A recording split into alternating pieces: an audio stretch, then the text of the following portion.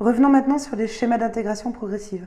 Pouvez-vous nous dire, en général, quels sont ces schémas, que proposeriez-vous et quelle est la direction à adopter? Les schémas sont assez variés et je dirais que, à l'évidence, une intégration doit être progressive à la fois sur le plan juridique, technique, managérial, financier. Pourquoi progressive? Parce que c'est la raison, hein, c'est la raison même. Alors attention, qui dit progressive ne doit pas s'étaler trop longtemps dans le temps.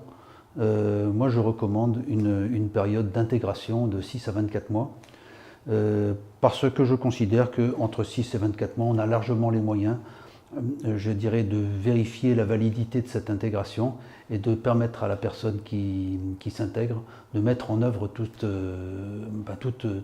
ses compétences, si tant est qu'on on le laisse les mettre en œuvre.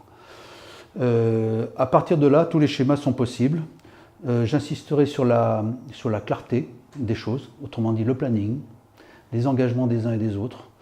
Quand je parle d'engagement, c'est à la fois l'engagement des entrants et de ceux qui accueillent, parce que ceux qui accueillent doivent faire la place, et la plupart du temps, ils ont souvent du mal à faire la place, pour que l'autre puisse s'exprimer. Et de la part de l'entrant, lui, il a à prendre la place. Donc cette progressivité doit permettre à ces deux parties, si on peut dire, d'exercer ce qu'ils ont à exercer. Il apparaît donc nécessaire de revenir sur la rémunération. En effet, d'après votre expérience et vos connaissances, quels sont les critères de rémunération qui sont retenus en pratique? Alors en pratique, dans un cabinet d'expertise comptable, il y a deux niveaux de rémunération. Il y a celle de l'actionnaire, et d'ailleurs j'appelle souvent un associé un actionnaire parce que tout est un petit peu mélangé. Donc il y a celle de l'actionnaire, c'est le dividende. Et puis il y a celle du producteur, et là c'est la contribution directe à l'augmentation du chiffre d'affaires.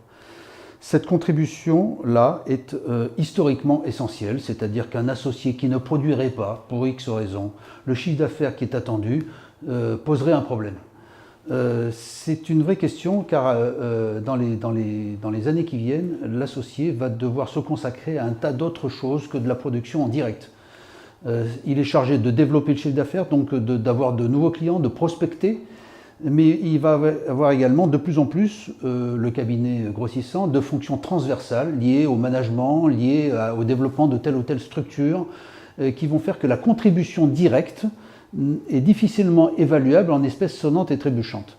Ça pose un vrai cas de conscience, un vrai cas de management à tous les associés et dirigeants de cabinet, parce que ce sont des critères qui sont la plupart du temps subjectifs, en tout cas vus comme tels, et donc un associé qui ne produirait pas son volant de chiffre d'affaires reste encore un associé à problème. Là, la grosse évolution est à ce niveau-là en matière de rémunération.